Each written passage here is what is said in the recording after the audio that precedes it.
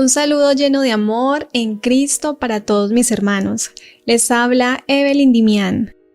Muy feliz de poder compartir con ustedes la lectura diaria de la cartilla de la escuela sabática. En este video vamos a estudiar el tema titulado Las raíces de Abraham. Oremos para comenzar. Amado Padre que estás en el cielo, gloria sea a tu nombre por siempre. Te damos gracias por esta bendición de estudiar tu santa palabra. Ayúdanos a recibir el pan vivo que ha descendido del cielo y a poner en práctica el mensaje que nos quieres dar. Oramos en el nombre de Jesús. Amén. Para memorizar.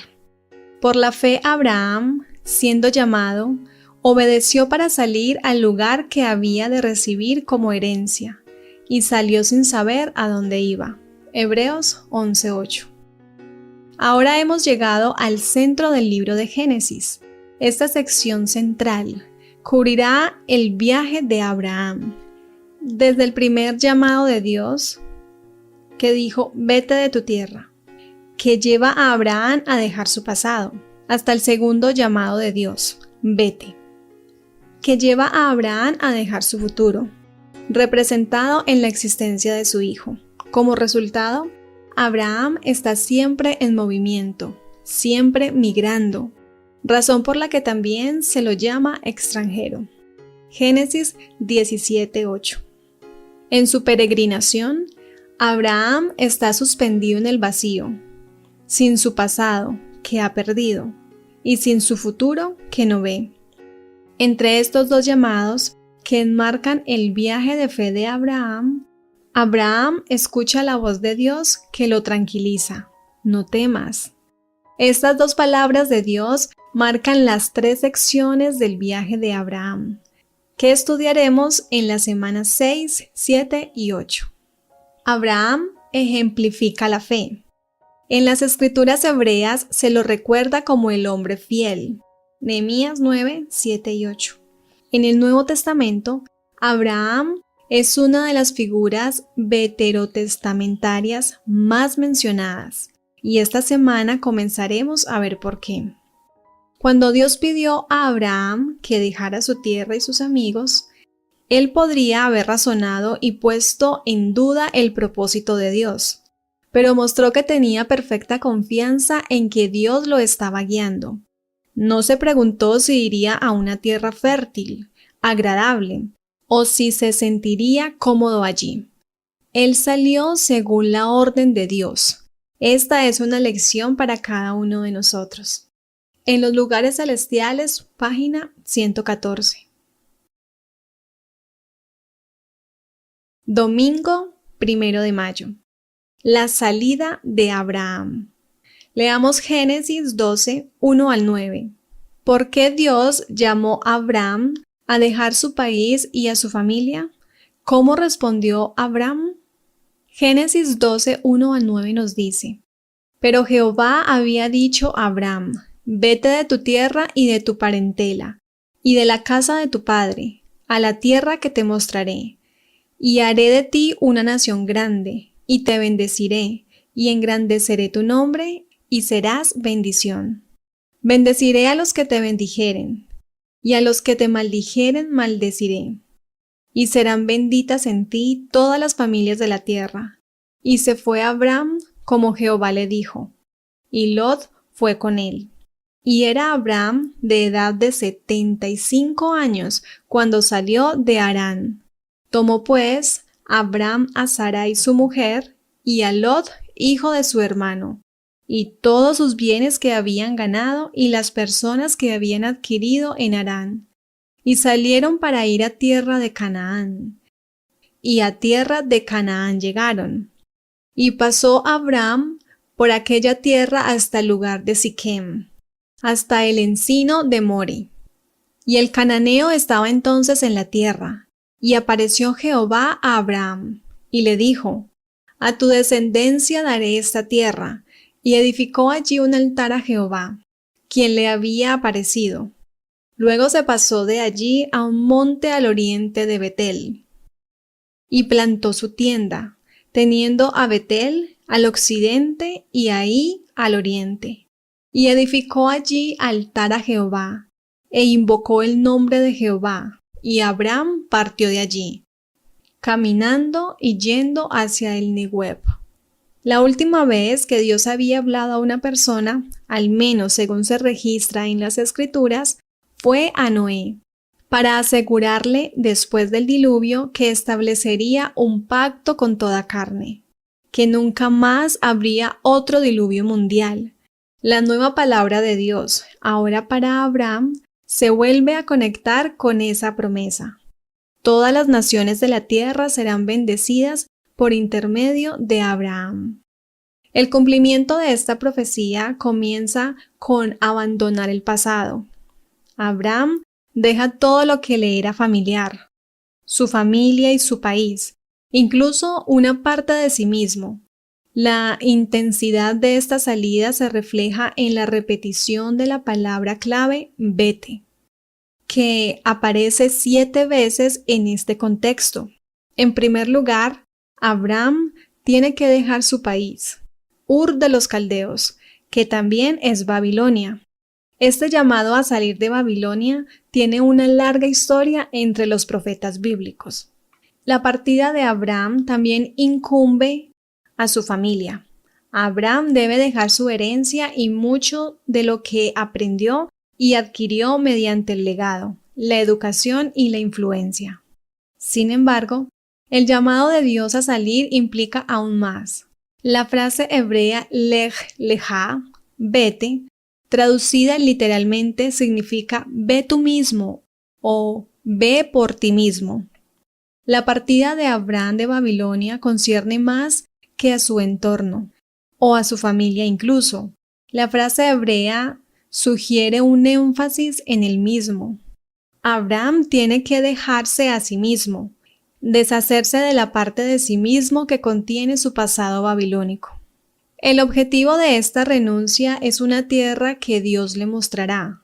El mismo lenguaje se usará nuevamente en el contexto del sacrificio de Isaac, para referirse al monte Moriah, donde se ofrecerá a Isaac y donde se construirá el templo de Jerusalén.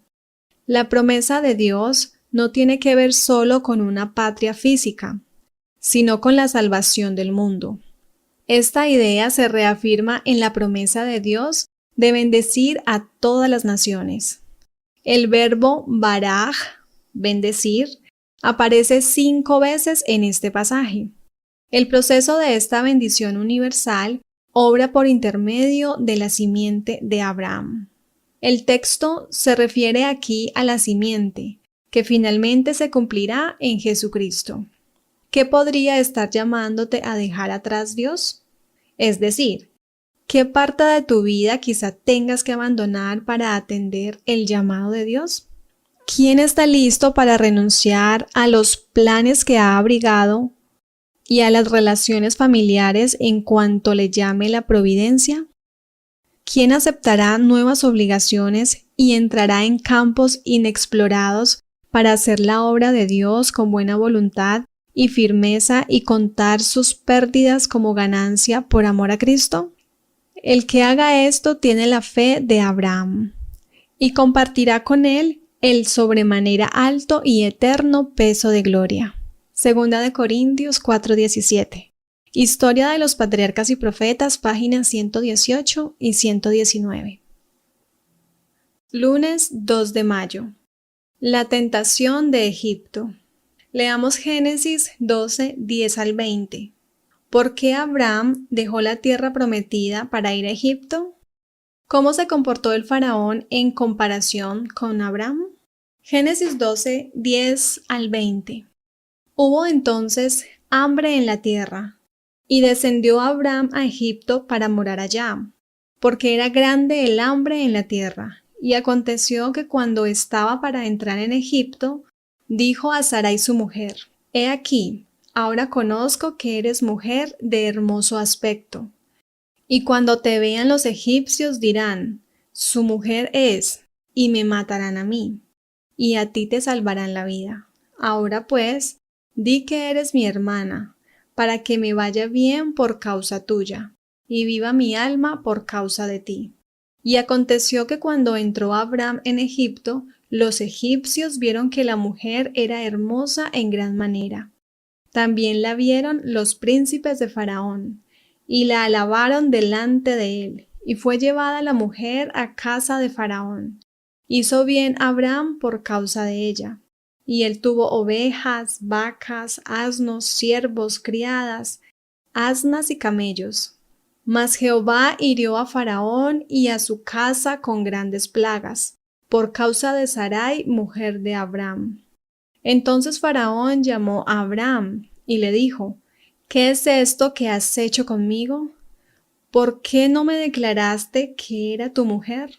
¿Por qué dijiste, es mi hermana, poniéndome en ocasión de tomarla para mí por mujer? Ahora pues, he aquí tu mujer, tómala y vete. Entonces Faraón dio orden a su gente acerca de Abram, y le acompañaron y a su mujer, con todo lo que tenía. Irónicamente, Abram, que acababa de llegar a la tierra prometida, decide dejarla y partir a Egipto, porque había hambre en la tierra. Las evidencias de gente de Canaán que partió a Egipto en tiempos de hambruna están bien documentadas en los textos del Antiguo Egipto. En la enseñanza egipcia de Merikare, un texto compuesto durante el periodo del Reino Medio, al proveniente de Canaán se lo identifica como asiático miserable, amo, y se lo describe como canalla, escaso de agua. No habita en un solo lugar. La comida impulsa sus piernas. La tentación de Egipto a menudo era un problema para los antiguos israelitas. Por tanto, Egipto llegó a ser un símbolo de la humanidad que confía en la humanidad, y no en Dios. En Egipto, donde se podía ver agua a diario, no se necesitaba fe, porque la promesa de la tierra se hacía visible de inmediato.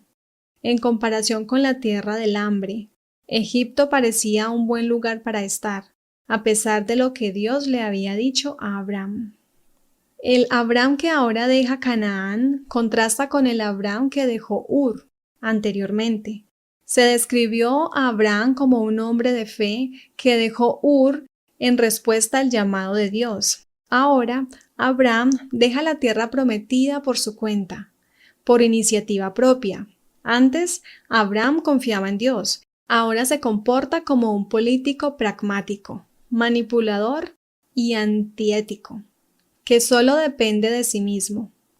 Durante su estada en Egipto, Abram dio evidencias de que no estaba libre de la debilidad y la imperfección humana. Al ocultar el hecho de que Sara era su esposa, reveló desconfianza en el amparo divino, una falta de esa fe y ese valor elevadísimos tan frecuente y noblemente manifestados en su vida. Patriarcas y Profetas, página 123. Por consiguiente, lo que vemos aquí es cómo hasta un gran hombre de Dios puede cometer un error y, no obstante, Dios no lo abandonó.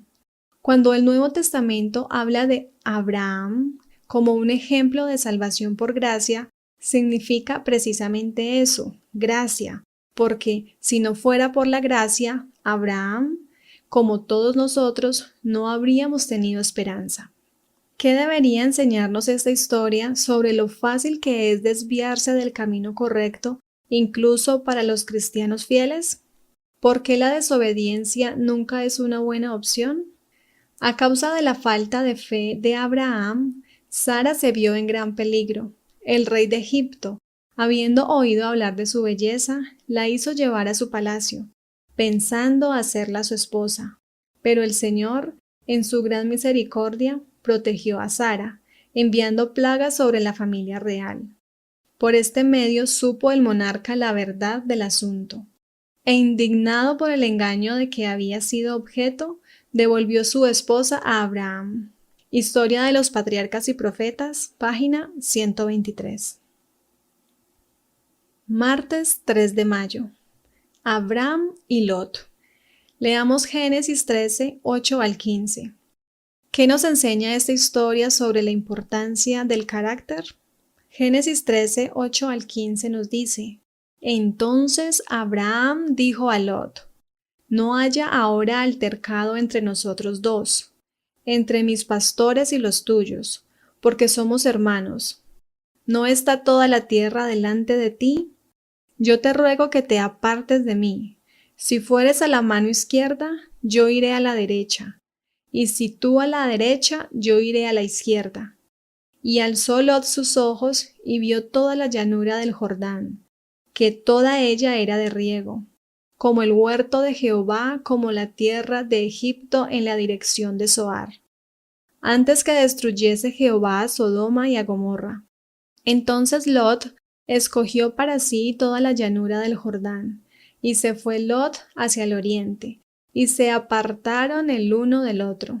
Abraham acampó en la tierra de Canaán, en tanto que Lot habitó en las ciudades de la llanura, y fue poniendo sus tiendas hasta Sodoma. Mas los hombres de Sodoma eran malos y pecadores contra Jehová en gran manera. Y Jehová dijo a Abraham, después que Lot se apartó de él: Alza ahora tus ojos, y mira desde el lugar donde estás hacia el norte y el sur, y al oriente y al occidente, porque toda la tierra que ves la daré a ti y a tu descendencia para siempre. Abraham regresa a donde estaba antes, como si su viaje a Egipto fuera un mero desvío desafortunado. La historia de Dios con Abraham comienza otra vez donde se había interrumpido desde su primer viaje a la tierra prometida. La primera parada de Abraham es Betel. Al igual que en su primer viaje en la tierra prometida, Abraham se arrepintió y volvió en sí. Abraham, el hombre de fe. La reconexión de Abraham con Dios ya se muestra en su relación con la gente, en la forma en que afronta el problema con Lot, su sobrino, con respecto al uso de la tierra. Es el mismo Abraham quien propone un acuerdo pacífico y permite que Lot elija primero. Un acto de generosidad y bondad, muestra de la clase de hombre que era Abraham. El hecho de que Lot eligiera la mejor parte y lo más fácil para él, la llanura bien irrigada, sin ninguna preocupación por la maldad de sus futuros vecinos, revela algo sobre su codicia y su carácter. La expresión para sí nos recuerda a los antediluvianos, que también eligieron para sí. Génesis 6:2. En contraste, el accionar de Abraham fue un acto de fe. Abraham no eligió la tierra, la recibió por la gracia de Dios, a diferencia de Lot. Abraham contempló la tierra solo por mandato de Dios. Recién después de que Abraham se separó de Lot, Dios le vuelve a hablar. Por cierto, esta es la primera vez que se registra que Dios le habla a Abraham desde su llamado en Ur. Alza ahora tus ojos y mira desde el lugar donde estás hacia el norte y el sur, y al oriente y al occidente, porque toda la tierra que ves la daré a ti y a tu descendencia para siempre.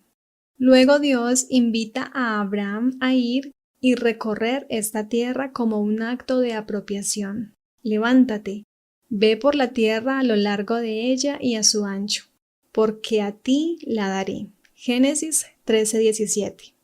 No obstante, el Señor le deja muy en claro que es Él quien se la da a Abraham. Es un regalo, un don de la gracia, que Abraham debe apropiarse por fe, una fe que conduce a la obediencia. Es la obra de Dios únicamente la que llevará a cabo todo lo que le ha prometido a Abraham aquí. ¿Cómo podemos aprender a ser amables y generosos con los demás, incluso cuando ellos no lo son con nosotros? El cristiano tendrá palabras bondadosas para sus familiares y relaciones. Será bondadoso, cortés, amante, comprensivo y se preparará para morar en la familia de lo alto. Si es miembro de la familia real, representará el reino hacia el cual se encamina. Hablará con dulzura a sus hijos, porque se dará cuenta de que también ellos son herederos de Dios, miembros de la corte celestial. Entre los hijos de Dios no existe ningún espíritu de dureza. Hijos e hijas de Dios, página 257. Miércoles 4 de mayo. La coalición de Babel. Leamos Génesis 14, 1 al 17. ¿Qué tiene de relevante esta guerra que ocurre justo después del regalo de la tierra prometida? ¿Qué nos enseña esta historia sobre Abraham? Esta es la primera guerra narrada en las Escrituras. La coalición de 4 ejércitos de Mesopotamia y Persia contra la otra coalición de 5 ejércitos cananeos, incluidos los reyes de Sodoma y Gomorra. Sugiere un conflicto a gran escala. La razón de esta operación militar tiene que ver con el hecho de que los pueblos cananeos se habían rebelado contra sus soberanos babilónicos. Aunque esta historia se refiere a un conflicto histórico específico, el momento de esta guerra global, justo después del regalo de Dios de la tierra prometida a Abraham, le da a este acontecimiento una importancia espiritual peculiar. La partición de tantos pueblos del país de Canaán sugiere que el tema en juego en este conflicto era la soberanía sobre la tierra. Irónicamente, el campamento de Abraham, la parte verdaderamente interesada, porque él es el único dueño verdadero de la tierra. Es la única fuerza que permanece al margen del conflicto, al menos al principio.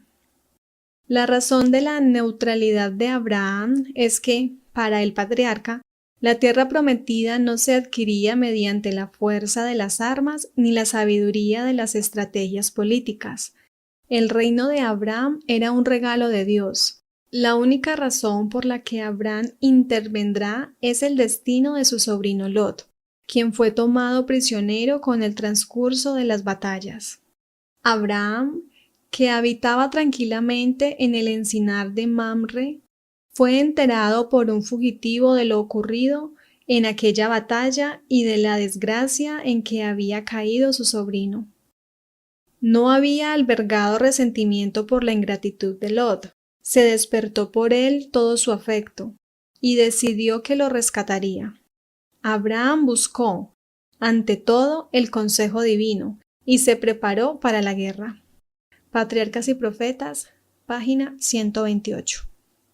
Pero Abraham no se enfrenta a toda la coalición, en lo que debió haber sido una operación de comando rápida y nocturna.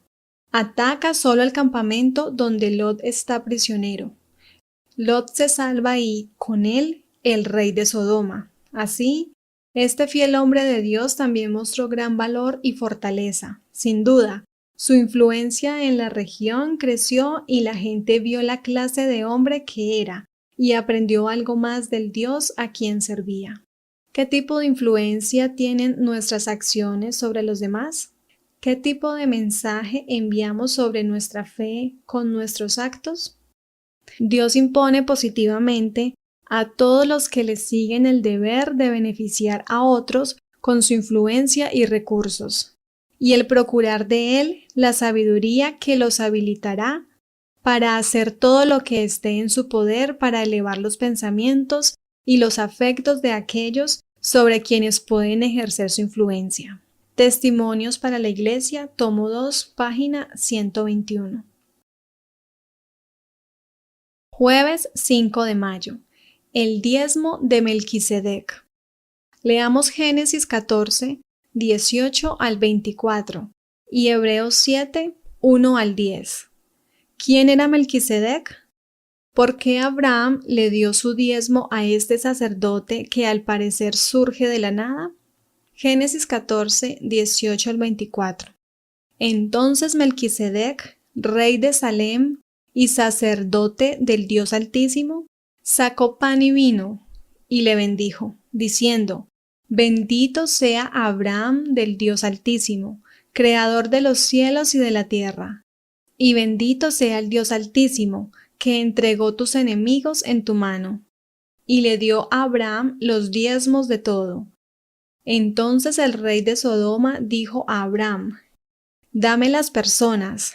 y toma para ti los bienes. Y respondió Abraham al rey de Sodoma: He alzado mi mano a Jehová, Dios Altísimo, Creador de los cielos y de la tierra, que desde un hilo hasta una correa de calzado, nada tomaré de todo lo que es tuyo, para que no digas: yo enriquecí a Abraham, excepto solamente lo que comieron los jóvenes, y la parte de los varones que fueron conmigo, Aner, Escol y Manre, los cuales tomarán su parte.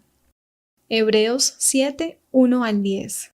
Porque este Melquisedec, rey de Salem, sacerdote del Dios Altísimo, que salió a recibir a Abraham, que volvía de la derrota de los reyes, y le bendijo, a quien asimismo dio a Abraham los diezmos de todo, cuyo nombre significa primeramente Rey de Justicia, y también Rey de Salem, esto es, Rey de paz, sin padre, sin madre, sin genealogía, que ni tiene principio de días, ni fin de vida, sino hecho semejante al Hijo de Dios, permanece sacerdote para siempre. Considerad, pues, cuán grande era éste, a quien aún Abraham el patriarca dio diezmos del botín. Ciertamente, los que de entre los hijos de Leví reciben el sacerdocio, tienen mandamiento de tomar del pueblo los diezmos según la ley, es decir, de sus hermanos, aunque éstos también hayan salido de los lomos de Abraham. Pero aquel cuya genealogía no es contada de entre ellos, tomó de Abraham los diezmos y bendijo al que tenía las promesas. Y sin discusión alguna, el menor es bendecido por el mayor. Y aquí ciertamente reciben los diezmos hombres mortales, pero allí uno de quien se da testimonio de que vive. Y por decirlo así, en Abraham pagó el diezmo también Leví, que recibe los diezmos, porque aún estaba en los lomos de su padre cuando Melquisedec le salió al encuentro. La repentina aparición del misterioso Melquisedec no está fuera de lugar. Después de que los reyes cananeos agradecieran a Abraham, ahora él le agradece a este sacerdote, lo que se refleja por la devolución del diezmo. Melquisedec proviene de la ciudad de Salem, que significa paz, un mensaje apropiado después de la agitación de la guerra. El componente Sedec, justicia, en el nombre de Melquisedec aparece en contraste con el nombre del rey de Sodoma, Bera, en maldad, y Gomorra, Birsa, en iniquidad, probablemente apellidos de lo que ellos representaban. Génesis 14:12. Melquisedec aparece después de la reversión de la violencia y el mal, representados por los otros reyes cananeos. Este pasaje también contiene la primera referencia bíblica a la palabra sacerdote, la asociación de Melquisedec con el Dios Altísimo, a quien Abraham considera su Dios. Indica claramente que Abraham lo veía como sacerdote del Dios a quien él servía. Sin embargo, no. I don't blame you for living this wish had been enough for you to stay.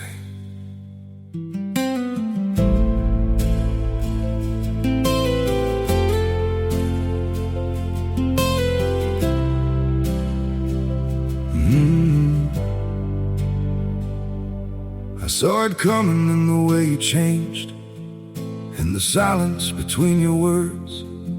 Every I'm fine felt heavier than truth, like something breaking unheard. I tried to fix what I didn't understand, held on tighter as you slipped away.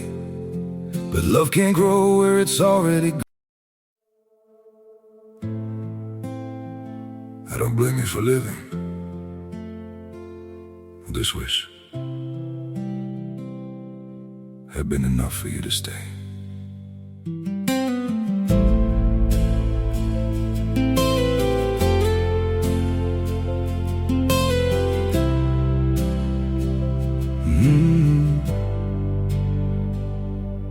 saw it coming in the way you changed, in the silence between your words. Every I'm fine felt heavier than truth, like something breaking unheard. I tried to fix what I didn't understand, held on tighter as you slipped away. But love can't grow where it's already gone. I don't blame you for living this wish had been enough for you to stay.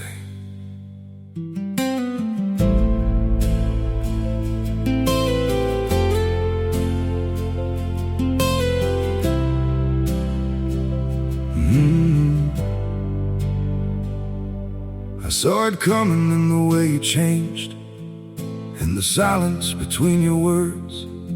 Every I'm fine felt heavier than truth, like something breaking unheard. Debemos identificar a Melquisedec con Cristo. Él era el representante de Dios entre la gente de esa época. Comentarios de Elena de White, Comentario Bíblico Adventista, tomo 1, página 1106 y 1107. Sin duda, Melquisedec oficia como sacerdote. Sirve pan y vino, una asociación que a menudo implica el uso de jugo de uva recién prensado, que vuelve a aparecer en el contexto de la entrega de los diezmos. Además, extiende su bendición a Abraham. Mientras tanto, le dio a Abraham los diezmos de todo, como respuesta a Dios el Creador, el poseedor de los cielos y de la tierra. Este título alude a la introducción de la historia de la creación, donde la expresión los cielos y la tierra significa totalidad o todo. Como tal, el diezmo se entiende como una expresión de gratitud al Creador, quien es el dueño de todo. Hebreos 7, 2 al 6, comparar con Génesis 28, 22. Paradójicamente, el adorador entiende que el diezmo no es un regalo para Dios, sino un regalo de Dios, porque Dios nos da todo en primer lugar. ¿Por qué el acto de devolver el diezmo es un poderoso indicador de la fe, así como un gran acto de edificación de la fe? Nuestro Padre Celestial nos enseña mediante su propio ejemplo de benevolencia. Dios nos da constante y abundantemente. Toda bendición terrena procede de su mano. ¿Y qué acontecería si el Señor dejara de derramarnos sus dones? ¿Qué clamor de miseria, sufrimiento y necesidad subiría de la tierra?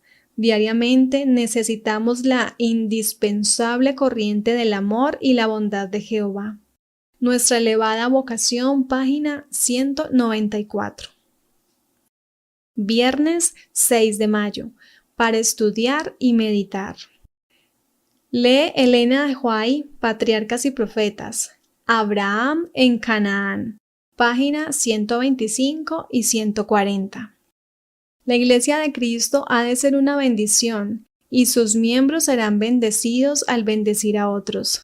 El propósito de Dios al escoger un pueblo no fue solo para adoptarlo como sus hijos e hijas, sino para que por medio de ellos pudieran dar al mundo los beneficios de la iluminación divina.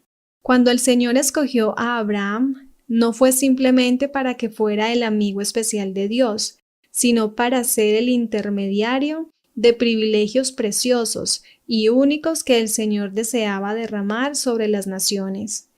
Había de ser una luz en las tinieblas morales que lo rodeaban.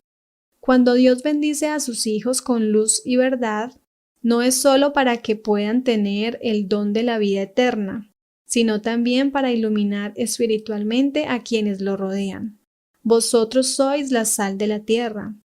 Y cuando Dios hace que sus hijos sean sal, no es solo para su propia preservación, sino para que puedan ser instrumentos en la preservación de los demás. ¿Brilla usted como piedra viva en el edificio de Dios? No tendremos la genuina religión a menos que ésta ejerza una influencia controladora sobre nosotros en cada transacción comercial. Debemos tener piedad práctica, a fin de entretejerla en nuestras vidas. Debemos poseer la gracia transformadora de Cristo en nuestros corazones. Necesitamos mucho menos del yo y más de Jesús. Muchas gracias, hermanos, por escuchar y que Dios los bendiga a todos. Feliz semana.